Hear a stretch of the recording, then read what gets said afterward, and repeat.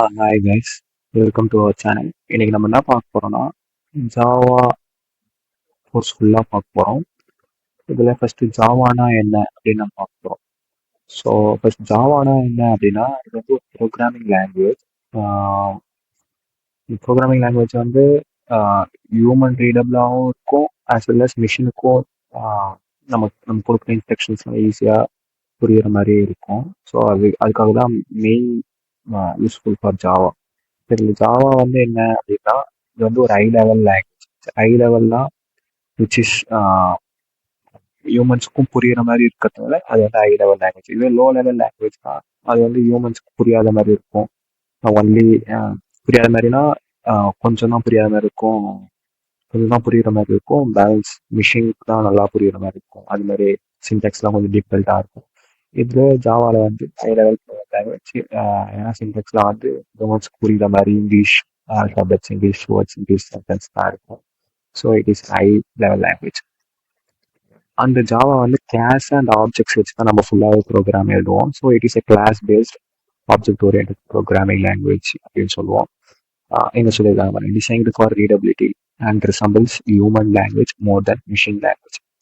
அதான் இப்போ வந்து இது ஜாவா வந்து ஏன் தனியாக ஸ்டாண்ட் அவுட்டாக நிற்குதுன்னா இது வந்து ஹியூமன்ஸ்க்கும் புரியுற மாதிரி இருக்கும், ஹியூமன் லாங்குவேஜை ரிசம்பிள் பண்ணுற மாதிரி இருக்கும் மோர் தென் த மிஷின் லாங்குவேஜ். மிஷினுக்கு புரியுற மாதிரி இருக்கிறதோட ஹியூமன்ஸ் அதிகமாக புரியுற மாதிரி இருக்கும். அதுக்காக தான் ஜாவா மாதிரி இருக்கும். ஜாவா வந்து அதனால தான் தனியாக ஸ்டாண்ட் அவுட் ஆகி வெளியே நிற்குது மற்ற ப்ரோக்ராமிங் லாங்குவேஜஸ் கம்பேர் பண்ண முடியும். இப்போ நம்ம வந்து டேரக்டா நிறைய கான்செப்ட்ஸ்லாம் எக்ஸ்பிளைன் பண்ணுறதுக்கு முன்னாடி நம்ம வந்து டேரக்டா ப்ரோக்ராமுக்கு தான் போகிறோம். பட் அதுக்கு முன்னாடி சின்ன சில கான்செப்ட்ஸ் இருக்கு. அதெல்லாம் தெரிஞ்சாதான் நம்மளால ஃபர்ஸ்ட் ப்ரோக்ராமிங்கே என்னன்னு அண்டர்ஸ்டாண்ட் பண்ணிக்க முடியும். அதுக்காக தான் நம்ம இதை எடுக்கிறோம். ஸோ இதில் வந்து ஃபர்ஸ்ட் ஜேடிகே அப்படின்னா என்னன்னா, இப்போ வந்து நம்ம ஃபர்ஸ்ட் நார்மலாக ஒரு கம்ப்யூட்டர் இருக்கு அப்படின்னா ஜாவா ப்ரோக்ராம் எழுதி அதை டேரெக்டாக அப்படியே ஜாவா ப்ரோக்ராம் எழுதி அதை டேரெக்டாக அப்படியே கம்பைல் பண்ணி ரன் பண்ணால் அவுட்புட் கிடைக்குமானா கிடைக்காது. ஏன்னா நம்ம அதுக்கு முன்னாடி அதுக்கான பேக்கேஜஸ், அதுக்கான டெவலப்மெண்ட் கிட் அதெல்லாம் இன்ஸ்டால் பண்ணணும். அது மாதிரி தான் வந்து ஜேடிகேன்றது வந்து ஜாவா டெவலப்மெண்ட் கிட்னு சொல்லுவோம். இதில் தான் வந்து நம்மளால ஜாவா ப்ரோக்ராமை பில்ட் பண்ணுறதுக்கும் ஜேடிகே வேணும், ஜாவா ப்ரோக்ராமை கம்பைல் பண்ணுறதுக்கும் ஜேடிகே வேணும். இந்த ஜேடிகேக்குள்ள என்ன இருக்குன்னா ஜேஆர்இ இருக்கும். அப்போ ஜேஆர்இன்னா என்ன அப்படின்னா Java run time environment. Java run time என்விரான்மெண்ட்னா என்னன்னா நீங்க பில்ட் பண்ண முடியாது ஜாவா ரன் டைம் என்விரான்மெண்ட்ல. ஜாவா ரன் டைம் என்விரான்மெண்ட் வந்து only for compiling the program. Already run பண்ணி கம்பைல் பண்ணி வச்சிருக்க பைட் கோட இல்லை மிஷின் கோட எடுத்துட்டு வந்து இங்க ஜாவா ரன் டைம் என்விரான்மெண்ட்ல நம்ம இது பண்ணிக்கலாம், ரன் பண்ணிக்கலாம். அவ்வளவுதானே தவிர நம்மளால பில்டுலாம் பண்ண முடியாது. அதனால அதான் ஜாவா ரன் டைம் என்விரான்மெண்ட் சொல்லுவோம். இந்த ஜேடிகேக்குள்ள ஜேஆர்இ இருக்கும்.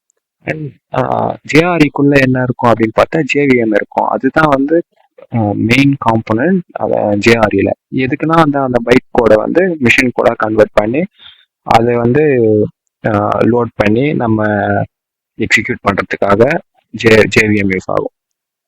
ஸோ ஜேஆர்இக்குள்ள ஜேவிஎம் இருக்கும். அதுக்கு அடுத்து ஜேவிஎம்குள்ள என்ன இருக்குன்னா just in time compiler, JIT JIT கம்பைலர்னு இருக்கும். ஜிட் கம்பைலர் தான் வந்து ஃப்ரீக்வெண்டா என்ன ப்ராசஸ்லாம் ரன் ஆயிருக்கு. இப்போ ஒரு கிளாஸ் எழுதிருக்கீங்க, அந்த கிளாஸ் வந்து அடிக்கடி நீங்க கால் பண்ணிட்டே இருக்கிறப்ப அது வந்து என்ன பண்ணும், அதோட மெமரியில ஸ்டோர் பண்ணி வச்சுட்டு அடிக்கடி போய் நம்ம அந்த ப்ரோக்ராம்ல போயிட்டு அந்த கிளாஸை கூப்பிடுறப்ப டைம் வேஸ்ட் ஆகாம டைம் அண்ட் மெமரி எஃபிஷியன்சிக்காக அதை வந்து இது மாதிரி இந்த கிளாஸ் வந்து அடிக்கடி கூப்பிட்டுட்டே இருக்காங்க அப்படின்னு அதை ஐடென்டிஃபை பண்ணி அந்த ஹாட்ஸ்பாட்லாம் வந்து தன்னோட மெமரியில ஸ்டோர் பண்ணி வச்சுக்கும். இப்போ நீங்க அகைன் ஒரு எப்போவாச்சும் தேவைப்படுது அந்த கிளாஸ் திரும்பி கால் பண்றீங்க, இல்லை அந்த ப்ரோக்ராமை திரும்பி கால் பண்றீங்கன்னா ஆட்டோமேட்டிக்கா அது வந்து மெமரில இருந்து எடுத்து டக்குன்னு நம்மளுக்கு லோட் பண்ணி கொடுத்தோம். அதான் ஜேஐடி கம்பைலரோட வேலை. புரியுதுங்களா? ஓவரால் ஸ்ட்ரக்சர் என்னன்னா ஃபர்ஸ்ட் ஜேடிகேன்றது ஓல் பேக்கேஜ் எல்லாமே உள்ள இருக்கும். ஜேஆர்இ இருக்கும், ஜேவிஎம் இருக்கும், ஜிட் கம்பைலர் இருக்கும். இதுவே ஜேஆர்இக்குள்ள என்ன இருக்குன்னா ஜேவிஎம் இருக்கும், ஜிட் கம்பைலர் இருக்கும். இதுவே ஜேவிஎம்குள்ள என்ன இருக்குன்னா ஜிட் கம்பைலர் இருக்கும். அது மாதிரி அப்படியே ஒரு ஹைரார்க்கியா மெயின் நம்ம ஜேடிகே இறக்கிட்டோம்னா நம்மளால ப்ரோக்ராமை பில்டும் பண்ண முடியும், ரன்னும் பண்ண முடியும். இதுவே ஜேஆர்இ இருக்குன்னா நம்மளால பில்டுலாம் பண்ண முடியாது. Record for only running the Java applications. JR இருந்துச்சுன்னா ஒன்லி ரன் மட்டும் தான் பண்ண முடியும். ஜேடிகே இருந்துச்சுன்னா நம்மளால பில்டும் பண்ண முடியும், ரன்னும் பண்ணிக்க முடியும். அதான் டிஃப்ரென்ஸ். இந்த ஜேஆர்இக்குள்ள ஜேவிஎம் இருக்கு, ஜிட் கம்பைலர் இருக்கு, அதை நம்ம பார்த்தோம். ஓகே, இப்போ நம்ம டேரக்டா ப்ரோக்ராம்குள்ள போயிடலாம். அந்த ப்ரோக்ராமுக்கு முன்னாடி இன்னொன்று இருக்கு, என்னன்னா இந்த மூணு தெரிஞ்சுக்கணும். மெத்தட்ஸ்னா என்ன, கிளாஸ்னா என்ன, பேக்கேஜ்னா என்னன்ட்டு. ஃபர்ஸ்ட் நான் பேக்கேஜ்னா என்னன்னு சொல்லிடுறேன். பேக்கேஜ்னா வந்து பேக்கேஜுக்குள்ளதான் இந்த கிளாஸஸ்லாம் இருக்கும். நம்ம வந்து ஒரு குரூப் ஆஃப் கிளாஸஸ் எழுதுறோம். இப்போ இப்போ ஃபார் எக்ஸாம்பிள் ஏதாச்சும் ஒரு டிக்கெட் புக்கிங் சிஸ்டம் எடுக்கிறோம் அப்படின்னு, டிக்கெட் புக்கிங் அப்ளிகேஷன் எடுத்துக்கிறோம்னா அதில் நிறைய கிளாஸஸ் இருக்கும். அந்த எல்லா கிளாஸஸையும் ஒரு பண்டில் பண்ணி வைக்கிறது தான் பேக்கேஜ். அந்த பேக்கேஜை வந்து நம்ம எங்கே வேணாலும் யூஸ் பண்ணிக்கலாம். வேற ப்ரோக்ராம்ல கூட யூஸ் பண்ணிக்கலாம். அந்த ப்ரோக்ராம்ல அந்த பேக்கேஜ் இம்போர்ட் பண்ணிட்டு அதுக்கப்புறம் யூஸ் பண்ணிக்கலாம். அப்படிதான் பேக்கேஜ்னா it is a bundle of classes. அதான் இதுவே. இப்போ கிளாஸ்னா என்ன அப்படின்னா, கிளாஸ்க்கு வந்து மெயினாக வந்து ரெண்டு இருக்கும். ஒன்று வந்து அட்ரிபியூட்ஸும், இன்னொன்று மெத்தட்ஸ். கிளாஸ்க்குள்ள வந்து மெத்தட்ஸ் அட்ரிபியூட்ஸ் ரெண்டு இருக்கும். அட்ரிபியூட்ஸ்னா என்னன்னா டேட்டா, மெத்தட்ஸ்னா ஃபங்க்ஷன். இப்போ வந்து அட்ரிபியூட்னா என்னன்னா, இப்போ வந்து ஒரு வேரியபிளோ இல்லை வந்து சும்மா ஒரு வேல்யூ வாங்கி ஸ்டோர் பண்ணி ஒரு டேட்டாவோ இல்லை ஒரு வேல்யூவோ வாங்கி நம்ம ஸ்டோர் பண்ண வைக்கிற இது பேர் தான் அட்ரிபியூட்ஸ். இதுவே மெத்தட்ஸ்னா அந்த வேல்யூவை வச்சு என்னென்னலாம் ஃபங்க்ஷன்ஸ்லாம் பண்ண முடியும், அந்த வேல்யூவை எப்படிலாம் யூஸ் பண்ணி என்ன இப்போ அடிஷன்னா ஆட் பண்ணி தர முடியுமோ அது மாதிரி ஒரு ஒரு ஃபங்க்ஷன் யூஸ் பண்ணுறதுக்கோசரம் இருக்கிறது தான் மெத்தட்ஸ். இப்போ கிளாஸஸ்னா என்னன்னு புரிஞ்சுட்டு இருக்கோம், உங்களுக்கு பேக்கேஜ்னா என்னன்னு புரிஞ்சுட்டு இருக்கோம். இப்போ மெத்தட்ஸ்னா நம்ம வந்து டிஃப்ரெண்ட் மெத்தட்ஸ் எழுதுவோம். இப்போ ஃபார் எக்ஸாம்பிள் இந்த டிக்கெட் புக்கிங் அப்ளிகேஷன்ல பார்த்தீங்கன்னா, இப்போ ஃபர்ஸ்ட் யூசர் வராரு அப்படின்னா அது லாகின் யூசர், இது டீடைல்ஸ். அதான் இப்போ அவங்க என்னென்ன எந்த ஊர்லேருந்து எந்த ஊருக்கு போகிறாங்க, இல்லை எவ்வளோ சீட்ஸ், இல்லை எத்தனை பேர் போக போகிறாங்க அப்படின்ற மாதிரிலாம் அதுக்கு அந்த டெஸ்டினேஷன் டீடைல்ஸ், சோர்ஸ் டீடைல்ஸ் அதெல்லாம் வாங்குறதுக்கு யூஸ் டீடைல்ஸ் ஒரு கிளாஸ் ஒரு மெத்தட் எழுதுவோம். இதுவே அவைலபிலிட்டி இருக்கான்னு பார்க்கறதுக்கு அதுக்கு ஒரு மெத்தட் எழுதுவோம். பேமெண்ட் வாங்குறதுக்கு ஒரு மெத்தட் எழுதுவோம். புக்கிங் கடைசியாக புக்கிங் ஆகிட்டு அந்த புக்கிங்க்கு ஒரு மெத்தட் எழுதுவோம். ஸோ இதெல்லாம் மெத்தட்ஸ். இந்த மெத்தட்ஸ்லாம் இந்த மெத்தட்ஸ்லாம் எதுக்குள்ள இருக்குன்னா கிளாஸஸ்க்குள்ள இருக்கும். இப்போ ஃபார் எக்ஸாம்பிள் இப்போ லாகின் யூசர்னு ஒரு மெத்தட் இருக்குன்னா இதுக்கு ஒரு கிளாஸ் இருக்கும், யூசர்னு ஒரு கிளாஸ் இருக்கும். அந்த யூசருக்குள்ள லாகின் யூசர்னு ஒரு மெத்தட் இருக்கும். அந்த யூசர் லாகின் பண்றதுக்கு என்னென்ன அட்ரிபியூட்ஸ்லாம் தேவை, ஃபார் எக்ஸாம்பிள் யூசர் நேம் என்னென்ன தேவை, மெயில் ஐடி என்னென்ன தேவை, இந்த மாதிரி அதுக்கான அட்ரிபியூட்ஸ்லாம் வந்து மேலே அந்த கிளாஸ்க்குள்ளே எழுதுவோம். அதே மாதிரி அதுக்கான மெத்தட்ஸ் வந்து அந்த கிளாஸ்க்குள்ளே எழுதுவோம். ஓகேங்களா? இதான் வந்து கிளாஸஸ், மெத்தட்ஸ், பேக்கேஜஸ். இப்போ உங்களுக்கு எல்லாம் புரிஞ்சிருக்கும்னு நினைக்கிறேன். இப்போ நம்ம ஃபர்ஸ்ட் ப்ரோக்ராம் பார்க்க போகிறோம். இதுக்கு நான் ஃபர்ஸ்ட் நீங்கள் வந்து விஷுவல் ஸ்டுடியோ கோட் இன்ஸ்டால் பண்ணிக்கலாம். நான் அதை வந்து எக்ஸ்பிளைன் பண்ணுறேன். அது எப்படி இன்ஸ்டால் பண்ணணுன்ட்டு ஃபியூச்சர் கிளாஸஸில் எக்ஸ்பிளைன் பண்ணுறேன். இப்போ நான் ஆல்ரெடி இன்ஸ்டால் பண்ணி வச்சுருக்கேன், உங்களுக்கு காமிக்கிறேன். இதான் விஷுவல் ஸ்டுடியோ கோட். இதில் வந்து ஸ்டார்டிங் இப்படி இருக்காது. நம்ம தான் வந்து எங்கள் ஃபைலில் போயிட்டு நியூ ஃபோல்டர், ஓப்பன் ஃபோல்டர் கொடுத்து நியூ ஃபோல்டர் ஒன்று கிரியேட் பண்ணி அந்த இடத்துல நம்ம வந்து ஒரு ஜாவா ஃபைலை வந்து நம்ம .ஜாவான்னு போட்டு சேவ் பண்ணி வச்சுருக்கோம் ஆல்ரெடி. ஸோ அதுதான் இது. இப்போ வந்து ஜாவாவில் மெயின் என்னென்னா, கிளாஸுக்கு நம்ம என்ன நேம் வைக்கிறோமோ, இந்த பாருங்க கிளாஸ்ன்னு கொடுத்துட்டு கிளாஸுக்கு பக்கத்தில் ஒரு நேம் வச்சிருக்கோமோ அந்த நேம் தான் வந்து ஃபைலோட நேமாகவும் இருக்கணும். இப்போ ஃபர்ஸ்ட் ப்ரோக்ராம்னா ஃபர்ஸ்ட் ப்ரோக்ராம் .ஜாவா அப்படின்னு கொடுத்துருக்கோம். அதுக்கு அடுத்து இப்போ பப்ளிக்னு ஏன் டிஃபைன் பண்ணியிருக்கோம்னா, இப்போ வந்து இதில் வந்து பப்ளிக்னா இந்த கிளாஸை வந்து எங்கேருந்து வேணாலும் ஆக்சஸ் பண்ணிக்கலாம். நாட் ஓன்லி இந்த கிளாஸ்க்குள்ள மட்டும் இல்லாமல் வேற எந்தனா ஒரு கிளாஸ்ல ஆக்சஸ் பண்ணிக்கலாம், வேற எதனா ஒரு பேக்கெட்ல ஆக்சஸ் பண்ணிக்கலாம், இல்லை எங்கே வேணுமோ நம்ம ஆக்சஸ் பண்ணிக்கலாம். அதுதான் பப்ளிக். ஓகேங்களா? இப்போ பப்ளிக் கிளாஸ் நேம் வந்து ஃபர்ஸ்ட் ப்ரோக்ராம் அப்படின்னு கொடுத்துரும். இது வந்து உங்களுக்கு புரிஞ்சிருக்கும் ஃபர்ஸ்ட் லைனை. இப்போ புரியலனாலும் பிரச்சனை இல்லை, நம்ம ஃபியூச்சர்ல இந்த பப்ளிக்ன்றது எதுக்கு யூஸ் பண்றோம், பப்ளிக் மாதிரி என்னென்ன ஆக்சஸ் மாடிஃபயர்ஸ்லாம் இருக்கு, ப்ரைவேட்டு இல்லை ப்ரொடெக்டட், அது மாதிரி என்னென்னலாம் இருக்கு அதெல்லாம் நம்ம ஃபியூச்சர்ல பார்ப்போம். பட் இது வந்து இப்போ பப்ளிக்காக கொடுக்கறதுக்கு எதுக்குன்னா, இந்த கிளாஸ் வந்து எங்க வேணாலும் யூஸ் பண்ணலாம். அதுக்கு அடுத்து கிளாஸ்ன்னு ஒரு கீவேர்டு கொடுக்குறோம். அதுக்கு அடுத்து கிளாஸ் நேம். இந்த கிளாஸ் நேம் வந்து நம்ம எது வேணாலும் கொடுக்கலாம். அந்த கிளாஸ் நேம் என்ன கொடுக்குறோமோ அதான் இந்த ஃபைல் நேமாவும், இல்லைன்னா எரர் வரும். ஓகேங்களா? இப்போ அதுக்கப்புறம் கர்லி பிரேசஸ் ஒன்று ஓப்பன் பண்ணி ஒன்று க்ளோஸ் பண்ணிக்கிறோம். ஓகேங்களா? அதுக்கு அடுத்து இப்போ இங்கே என்ன எழுதிருக்கோம்னா, public static void main string args name. இப்போ இது என்னன்னா ஆக்சுவலா வந்து இந்த கிளாஸ்க்குள்ள இந்த மெத்தட் எழுதிருக்கும். மெயின் மெத்தட் எழுதிருக்கும். மெயின்ன்றது தான் மெயின் மெத்தட். ஜாவால வந்து ப்ரோக்ராம் ரன் ஆகுதுன்னா அது ஃபர்ஸ்ட் மெயின் மெத்தடுக்குள்ள தான் போய் ரன் ஆகும். மெயின் மெத்தட் வழியா தான் உள்ள போகும் ப்ரோக்ராம். எக்ஸிகியூஷன் ஸ்டார்ட் ஆகும். ஏன்னா வந்து ஜேவிஎம்ல வந்து மெயின் மெத்தடை கால் பண்ற மாதிரி தான் அவங்க ஆல்ரெடி ஸ்கிரிப்ட்ல எழுதி வச்சிருப்பாங்க. ஸோ ஜேவிஎம் வந்து மெயின் மெத்தட் எங்க இருக்குன்னு பார்த்து ஆட்டோமேட்டிக்கா அங்க போயிட்டு தான் ப்ரோக்ராம் ரன் எக்ஸிகியூஷனே ஸ்டார்ட் ஆகும். இப்போ அதனால ஃபர்ஸ்ட் எந்த ப்ரோக்ராம்னாலும் நம்ம மெயின்னு ஒரு மெத்தட் எழுதுறோம். அதனால மெயின் எழுதிருக்கோம். இங்க வந்து வாய்டு எழுதிருக்கோம்னா இந்த ப்ரோக்ராம் வந்து எதையுமே ரிட்டர்ன் பண்ண போறது கிடையாது. அப்படின்னா வாய்டு. இது ஒரு இன்டிஜர் ரிட்டர்ன் பண்ணுது அப்படின்ற டேட்டா டைப்ஸ்லாம் நம்ம ஃபியூச்சர்ல பார்ப்போம். பட் இவன் வந்து இன்டிஜர் ஒரு டேட்டா டைப். இப்போ இது இன்டிஜர் ரிட்டர்ன் பண்ண போகணும் ஐஎன்டி இன்டென்ட் டிக்ளேர் பண்ணுவோம். பப்ளிக் ஸ்டாட்டிக் இன்ட் மெயின் அப்படின்னு. பட் இந்த ப்ரோக்ராம் வந்து எதையும் ரிட்டர்ன் பண்ணாது. அதனால வாய்டுன்னு கொடுத்துருக்கோம். ஸ்டாட்டிக்னா ஏதாச்சும் ஒரு ஆப்ஜெக்ட் வச்சு நம்ம கால் பண்ண போறோம். இந்த ப்ரோக்ராம், இந்த மெத்தடை, இல்லை இந்த கிளாஸை ஏதாச்சும் ஒரு ஆப்ஜெக்ட் வச்சு கால் பண்ண போறோம்னா அந்த இடத்துல ஸ்டாட்டிக் கொடுக்காம இல்லாம். பட் இது வந்து ஆப்ஜெக்ட் வச்சுலாம் கால் பண்ண போறல. ஏன்னா இதை நம்ம கால் பண்ணவே போறது கிடையாது. ஜேவிஎம் தான் நம்மளுக்கு கால் பண்ணி கொடுப்போம். ஜேவிஎம் தான் மெயின் மெத்தடை எங்கன்னு கண்டுபிடிச்சு அதுவே மெயின் மெத்தடை ஆட்டோமேட்டிக்கா ரன் பண்ணி கொடுக்கும். அதனால இந்த ஸ்டாட்டிக்ன்ற வேர்டு கொடுக்கும். எல்லா மெயின் மெத்தடுக்குமே நம்ம ஸ்டாட்டிக்னு தான் கொடுப்போம். எல்லா ப்ரோக்ராமுக்குமே மெயின் மெத்தட் இருக்கும். கண்டிப்பா இந்த தான் ஆகணும். அப்பதான் ப்ரோக்ராம் எக்ஸிக்யூட்டே ஆகும். அடுத்து பப்ளிக் எதுக்கு கொடுக்குறோன்னா அதேதான். இப்போ வந்து இது ஜேவிஎம்ல இருந்து தானே காலே ஆக போகுது. அப்போ வந்து இது பப்ளிக்கா இருந்தால் தான் ஜேவிஎம்மால ஆக்சஸே பண்ண முடியும்.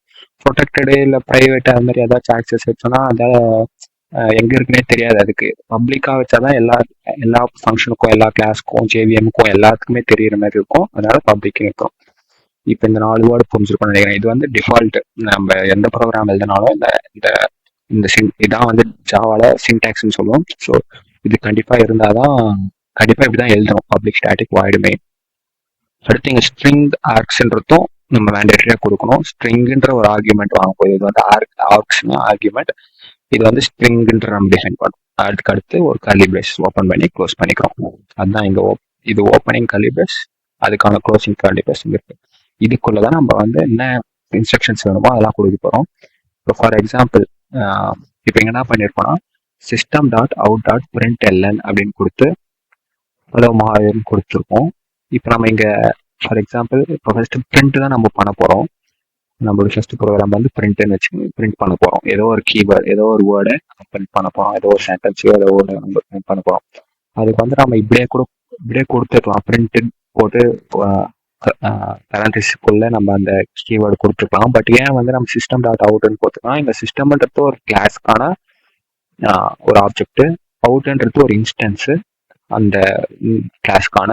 இது வந்து இதுவும் வந்து நம்ம ப்ரீடிஃபைன் சின்டெக்ஸ் தான். இதெல்லாம் வந்து நம்மளால மாற்றலாம் முடியாது. நம்ம எதனா பிரிண்ட் பண்ணணும் அப்படின்னாலே system dot out dot print LN அப்படிதான் கொடுக்கணும். இல்லை பிரிண்ட்னு கொடுக்கலாம். System dot out dot print அப்படின்னு கொடுக்கலாம். இப்போ இது கொடுக்கல அப்படின்னா பிரிண்ட்னு மட்டும் நம்ம கொடுத்தோம்னா சிஸ்டமுக்கு தெரியாது பிரிண்ட்னு ஒரு மெத்தட் இருக்கா அப்படின்ற மாதிரி. அது வந்து இந்த சிஸ்டம் டாட் அவுட்னு கொடுத்தாதான் அதுக்கு வந்து அந்த கிளாஸ்க்குள்ள போயிட்டு அந்த பிரிண்ட்னு ஒரு மெத்தட் இருக்கு அப்படின்றத எடுத்துக்கிறோம். இப்போ பிரிண்ட்ன்ற மெத்தட் நம்மளே கூட எழுதலாம். பட் பிரிண்ட்ன்ற மெத்தட்லாம் நம்ம எழுத ஆரம்பிச்சோம்னா நமக்கு டைம் தான் வேஸ்ட் ஆகும். அதனால ஜாவா டெவலப்பர்ஸே வந்து இந்த மாதிரி ஒரு மெத்தடை நம்ம கிரியேட் பண்ணி கொடுத்துட்டு போயிட்டாங்க நம்மளோட கன்வீனியன்ஸ்க்காக. இதுதான் வந்து எல்லாருமே யூஸ் பண்ணுவாங்க. ஏன்னா வந்து பிரிண்ட் கிளாஸ்லாம் மெத்தட் எழுதிட்டு இருந்தோம்னா அது டிஃபிகல்ட் இல்லையா.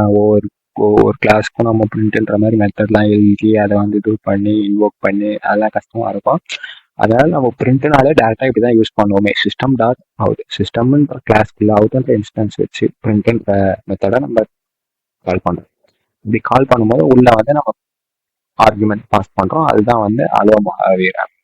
இப்போ இங்க நம்ம என்ன வேணாலும் கொடுத்துக்கலாம். இங்க என் நேம் மகாவீர்னால அப்படி கொடுத்துருக்கேன். இதுவே நீங்க வந்து அலோ ஹோல்டு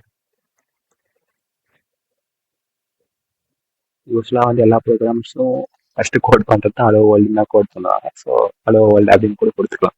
இது ஏன் நம்ம வந்து டபுள் பேரான்டிசில் கொடுக்கணும், ஏன்னா அது வந்து ஸ்ட்ரிங் லிட்ரல் அப்படின்னு சொல்லுவோம். அதெல்லாம் நம்ம ஃபியூச்சர் பார்ப்போம். இப்போ ஸ்ட்ரிங்னாலே நம்ம டபுள் க்ளோட்ஸ்குள்ள தான் கொடுக்கணும். அதான் வந்து மேண்டேட்ரி. அப்புறம் அது ஸ்ட்ரிங்னு கன்சிடர் பண்ணணும். இப்போ இதுவே நான் இங்கே ஸ்ட்ரிங் கொடுக்காம கொடுக்குறேன், என்ன வருதுன்னு பாருங்க. ஸ்ட்ரிங் கொடுக்காம ப்ரோக்ராம் ரன் பண்றேன். இங்க பாருங்க. இது வந்து ஏதோ வேர்ல்டுன்றது என்னன்னு எனக்கு தெரியல அப்படின்ற மாதிரி அது சொல்லுது ஆக்சுவலா. சின்டெக்ஸ் எரர் வேர்ல்டு அன்எக்ஸ்பெக்டட் அப்படின்ற மாதிரி சொல்லுது. பட் நம்ம வந்து யூஸ்வலா நம்ம ஸ்ட்ரிங்கை நம்ம பிரிண்ட் பண்ணோம்னாலே ஆட்டோமேட்டிக்காக நம்ம டபுள் கோட்ஸ் கொடுத்துடணும். Open double quotes and double quotes ரெண்டுமே இருக்கணும். அப்பதான் அது தெரியும். ஓகே, இது ஒரு ஸ்ட்ரிங்கு, இதை நம்ம இந்த ஸ்ட்ரிங்கை தான் நம்ம பிரிண்ட் பண்ணணும் அப்படின்ட்டு. ஸோ இப்போ நான் இதை ரன் பண்ணுறேன். இப்போ பாருங்க, இது கரெக்டாக வந்துடுச்சு. இது வந்திருக்கு பாருங்க, அவுட்புட். இதான் அவுட். ஹலோ வேர்ல்டு அப்படின்ட்டு. இப்போ நீங்கள் வந்து ஃபார் எக்ஸாம்பிள் உங்கள் நேம் எது வேணாலும் கொடுத்துக்கலாம். இங்கே வந்து ஹலோ வேர்ல்டுக்கு பதிலாக இது ஆச்சு.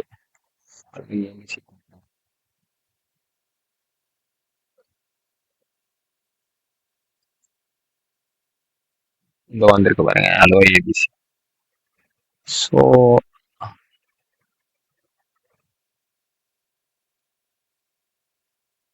வந்திருக்கு பாருங்க, ஹலோ ஏபிசி. ஸோ நம்ம வந்து என்ன வேணாலும் கொடுத்துக்கலாம். இங்கே இந்த ஸ்ட்ரிங், இந்த டபுள் கோட்ஸ்க்குள்ள என்ன வேணாலும் கொடுத்துக்கலாம். அதெல்லாம் ஸ்ட்ரிங்காக தான் வந்து கான்சிடர் பண்ணணும். அண்ட் வந்து